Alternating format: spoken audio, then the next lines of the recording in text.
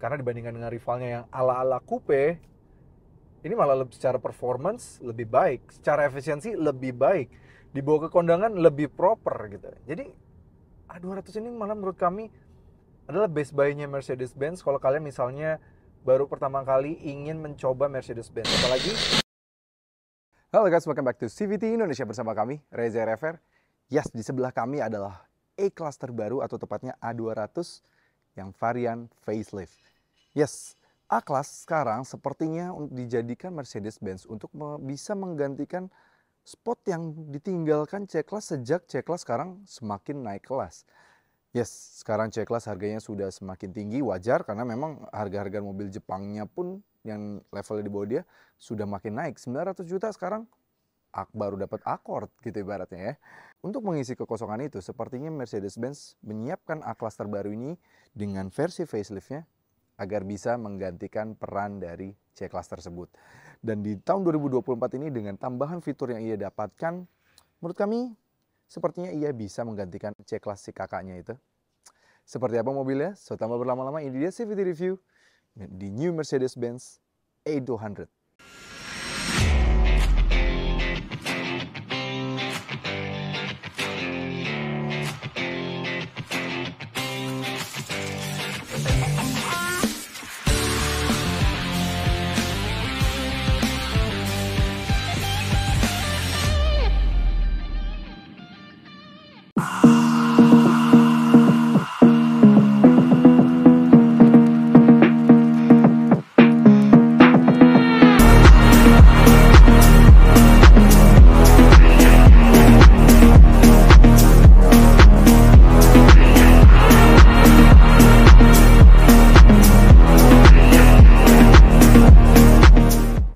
Yes, A-Class terbaru ini sekarang mendapatkan facelift dan menurut kami faceliftnya lumayan oke. Walaupun memang bukan yang drastis, bukan yang dramatis gitu ya.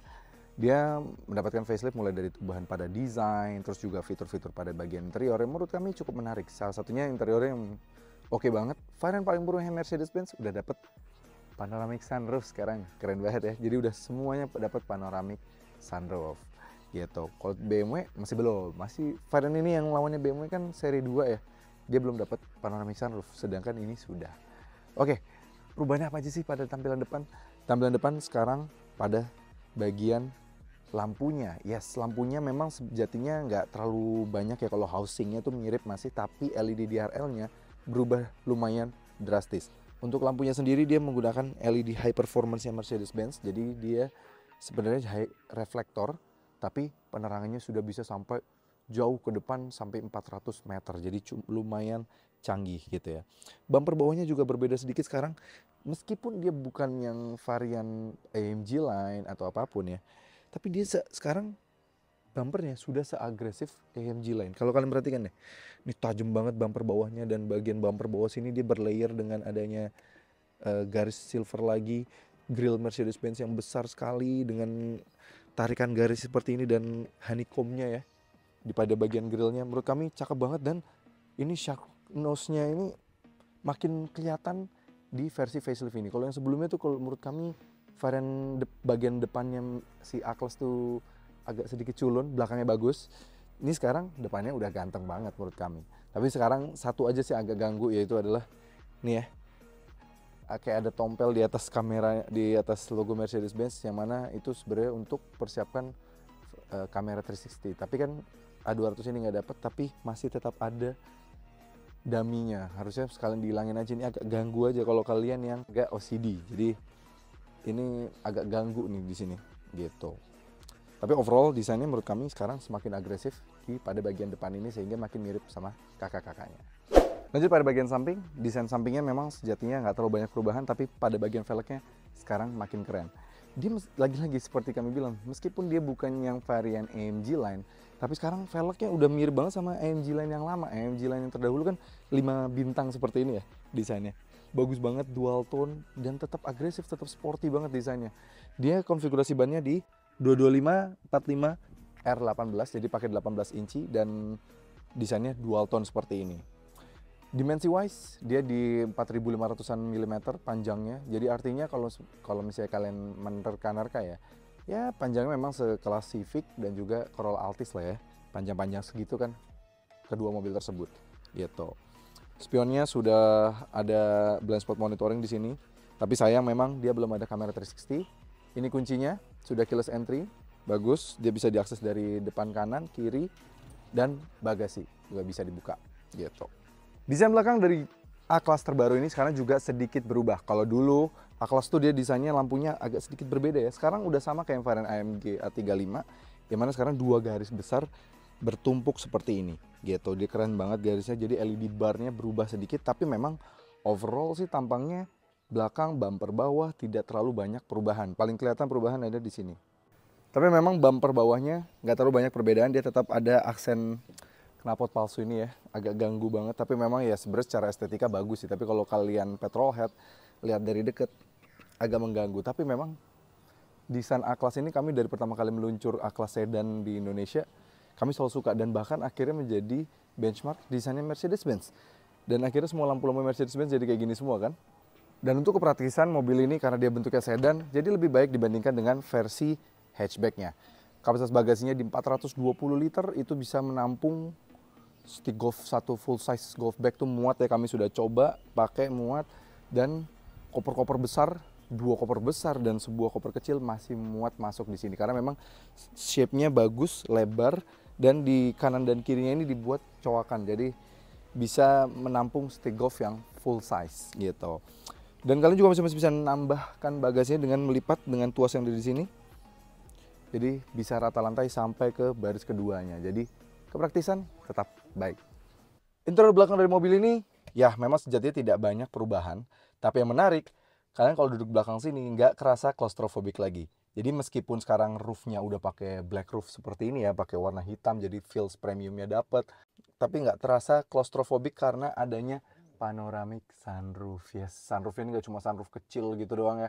Ini sampai agak ke belakang jadi bisa menerangi dari kabin kalian. Jadi even sedan sampai yang paling terjangkaunya Mercedes-Benz, dan bisa dibilang ini lineup terjangkaunya Mercedes-Benz, sudah dapat panoramic sunroof. Jadi sekarang kayak Mercedes-Benz mau membuat panoramic sunroof tuh jadi standar deh, keren banget.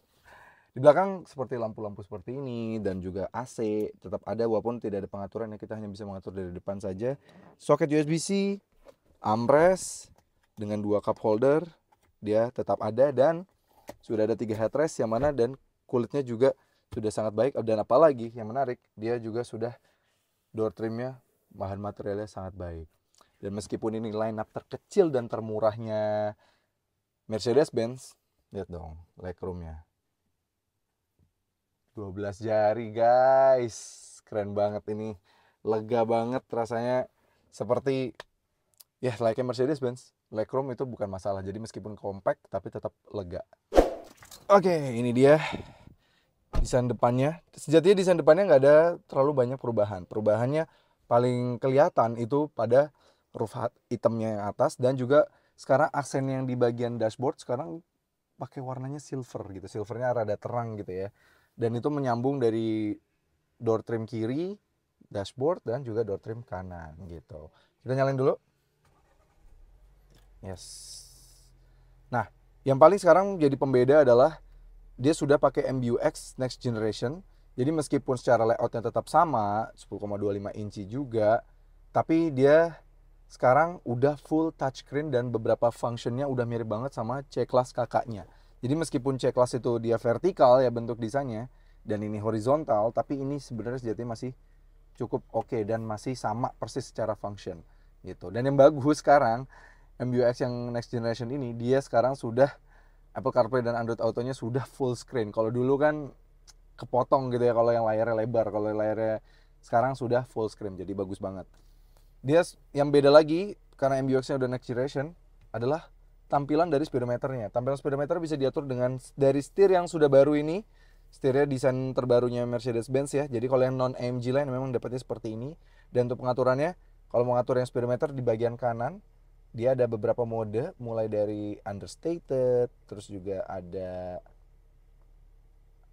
sport, ada classic, ada assistance. Assistance ini full dengan driving assistance-nya dia, dan juga ada service. Service itu bisa memantau banyak hal seperti tire pressure monitoring, terus juga bisa memantau engine oil kita, dan juga kira-kira servisnya berapa lama, ini bisa kita pantau dari sini. Jadi banyak banget tampilan yang bisa kita pantau dari sini. Tapi memang sayang di MBUX yang terbaru ini untuk E-Class, jadi ada sedikit pengurangan, yaitu in-house navigation dari Mercedes-Benz, jadi tidak ada. Mungkin Mercedes-Benz merasa orang-orang rata-rata kalau udah punya mobil ini langsung colok Apple CarPlay atau Android Auto dan pakai Maps-nya dari aplikasi smartphone mereka. Jadi either Apple Maps atau Google Maps mereka akan pakai dari situ. Jadi ngapain pakai navigasi? Jadi untuk menahan harga menurut kami gitu. Dan seperti biasa, pengaturan kursi di Mercedes-Benz ya selalu ya elektrik, kiri dan kanan, dan dua-duanya sudah 3 memori seat, 3 loh. Kanan dan kiri bagus banget. Dan yang bagusnya lagi di bagian setir, dia pengaturannya sudah bisa tilt dan juga telescopic. Dia sekarang juga sudah dilengkapi dengan wireless charging dan soket-soket di sini jadi USB-C. Tapi sayang memang uniknya dulu ada trackpad di sini ya. Sekarang dibuat bolong aja gini dan ada karetnya nih sisa nih. Ini buat jadi kayak bingung buat dibuat apa gitu ya. Harusnya dibikin lebar dikit, wireless chargingnya di sini gitu. Kalau di sini kan agak jauh untuk nge-reach. Tapi nggak apa-apa. Di sini ada tombol untuk dynamic untuk mengganti mode berkendara dan volume dan juga parkir. Untuk kita kalau mau parkir mobil ini bisa parkir sendiri, bisa di sini. Parking assist-nya gitu. Overall sih layout dashboardnya mirip-mirip dan dia masih ada pengaturan 64 ambient light warna, jadi bisa kita ganti-ganti juga dari sini, lengkap. Dan dia sudah support Hey Mercedes. Hey Mercedes, change ambient light to yellow. Okay, I am changing the color. Yes, dia sudah punya Hey Mercedes yang mana sekarang brand-brand Cina udah mulai ikut-ikutan ya. Kalau dulu ini tergolong lumayan awal nih Hey Mercedes. Bagus. Ya, nothing much sih sebenarnya di interior overall, tapi ubahannya sedikit tapi esensial. Tidak ada perbedaan spesifikasi mesin dari versi sebelum facelift, masih menggunakan mesin 1300 cc turbo dengan 4 silinder, yang mana tenaganya 163 horsepower dan torsinya 270 Nm. Tenaga tersebut dialirkan ke roda depan melalui transmisi 7G-tronic dual clutch transmission, sehingga meski tak ada perubahan spesifikasinya, ini tetap hal bagus karena tenaganya tetap yang terbesar di kelasnya. Rasakan rasa berkendara dari A200 yang varian facelift ini. Jujur kami agak sedikit impress sama A200 ini. Kayaknya dia mendapatkan approach yang sama yang didapatkan dari GLA di A200 ini. Karena kalau kita lihat review kami yang di GLA 200 kemarin, kami bilang bahwa GLA sekarang makin nyaman. Nah, A200 kami merasa juga sedikit lebih nyaman dibandingkan dengan yang sebelum facelift. Ini sekarang kami melewati jalanan yang kurang rata, terus speed bumps gitu ya. Ini mampu diredam dengan sangat baik, lebih baik dibandingkan dengan yang sebelumnya. Nih kalau lihat, sehingga kalau bisa dibilang dibandingkan dengan rival terdekatnya, sejatinya rival terdekatnya dia itu adalah si BMW 218 ya, Grand Coupe. Ini sedikit lebih baik. Ini kami lihat patahan. Tuh. Ini meredam dengan sangat baik. Memang ditambah lagi dengan kursinya juga tergolong yang empuk, nyaman. Jadi ini enak banget buat kalian nyetir sendiri, ini enak. Ditambah lagi, meskipun dia nyaman, tipikal mobil Eropa ya, dia steering feedback itu direct gitu. Dia masih enak tuh, lihat digoyang dikit, toel dikit masih enak gitu ya. Tuh, masih enak banget kalian mau zigzag gini, cepat pindah jalur, pindah lane.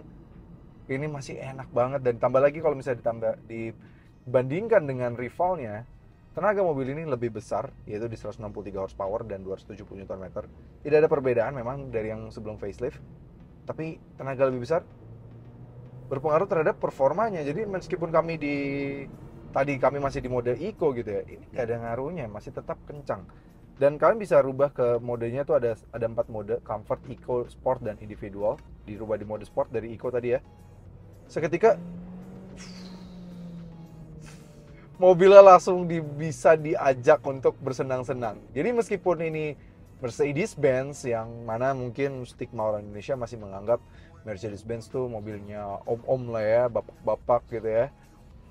Tapi A-Class ini masih tetap bisa diajak bersenang-senang sih. Ini kalian pindah ke mode sport, somehow transmisinya juga perpindahannya lebih cepat. Dia pakai dual clutch transmission kan. Jadi enak banget, perpindahannya cepat, responsif.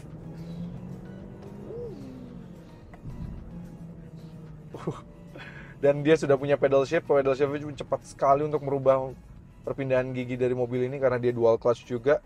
Jadi kalau kalian seketika pengen bersenang-senang sama mobil ini mobil ngikut banget. Bagi dia bentuknya sedan ya, jadi ngikut dia. Jadi kalau kalian mau nyaman, kalian tinggal pindah ke comfort atau eco gitu ya. Tapi once kalian pengen bersenang-senang, tinggal pindah sport juga enak banget. Tambah lagi, handling mobil ini juga masih tetap ngikut. Jadi berbelok dengan cepat seperti ini. Yes, dia masih sangat cepat dan zippy banget mobilnya. Enak gitu kalau buat nyelip-nyelip gini ya. Tenaganya sih nggak kekurangan sama sekali karena memang tambah lagi mobilnya bodinya compact gitu ya. Enak gitu. Jadi meskipun kalian ibaratnya ya, kalau kalian mau menggunakan mobil ini sebagai penggantinya C-Class yang memang sekarang harganya sudah semakin tinggi gitu ya. Ini harganya masih 835 juta off the road, tapi memang on road mungkin 900 juta. Masih di bawah 1 miliar. Menurut kami ini lebih dari cukup karena bisa mengakomodir nyamannya ala C-Class dan tetap bisa mendapatkan have fun-nya dari mobil ini dan tetap compact seperti layaknya C-Class terdahulu yang juga compact gitu kan. C-Class zaman sekarang kan sudah tidak compact lagi gitu, semakin panjang gitu.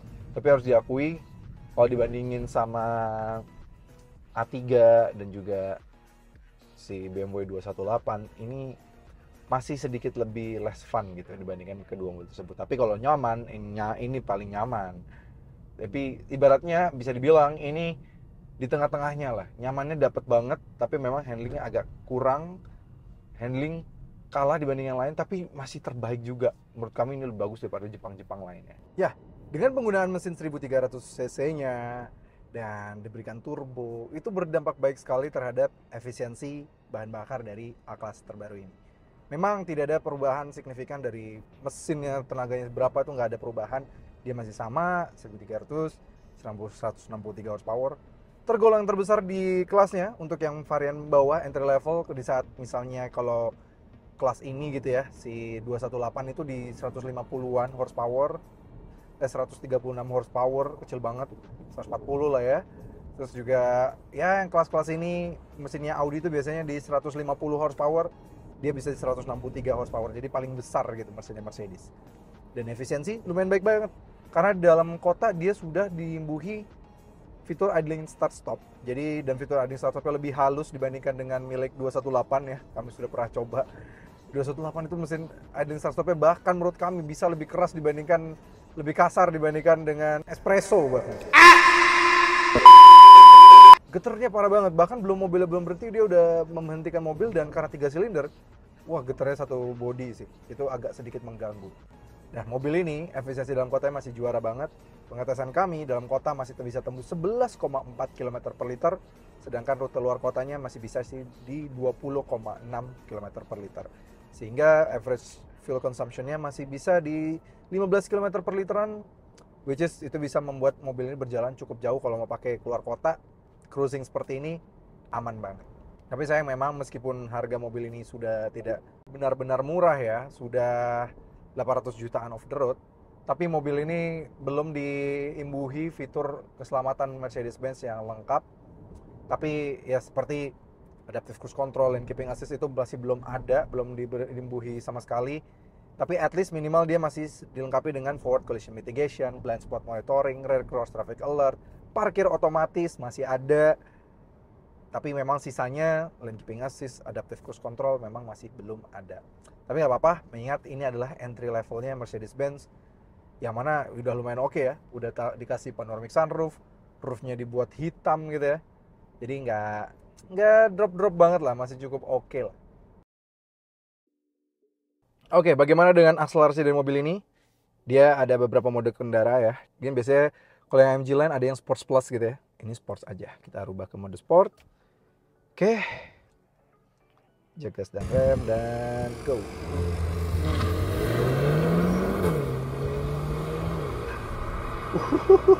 Turbonya ya kerasa banget, ditambah lagi dengan 7G Tronic transmisinya dia. Benar-benar membuat mobil ini tuh perpindahannya cepat, tenaganya juga kalau dibandingkan dengan rivalnya tuh lebih cepat, sehingga 0-100 tuntas dalam waktu 8,3 detik aja. Yes, itu udah cukup oke banget bisa dibilang, dibandingkan dengan beberapa rivalnya ini lebih cepat. Karena dibandingkan dengan rivalnya yang ala-ala coupe, ini malah secara performance lebih baik, secara efisiensi lebih baik, dibawa ke kondangan lebih proper gitu. Jadi A200 ini malah menurut kami adalah best buy-nya Mercedes-Benz kalau kalian misalnya baru pertama kali ingin mencoba Mercedes-Benz. Apalagi kalau kita melihat Mercedes-Benz itu rata-rata yang laris itu varian sedannya.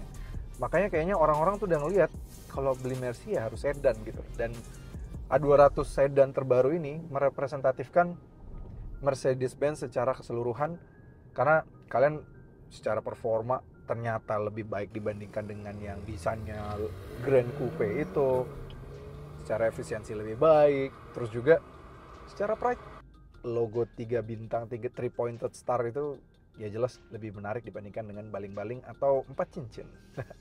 Bagaimana menurut para civitis? Dengan bandrol 800 jutaan off the road, mungkin kalau on the roadnya sekitar 900 juta, menjadi Mercedes-Benz paling terjangkau, menurut kalian worth it apa enggak?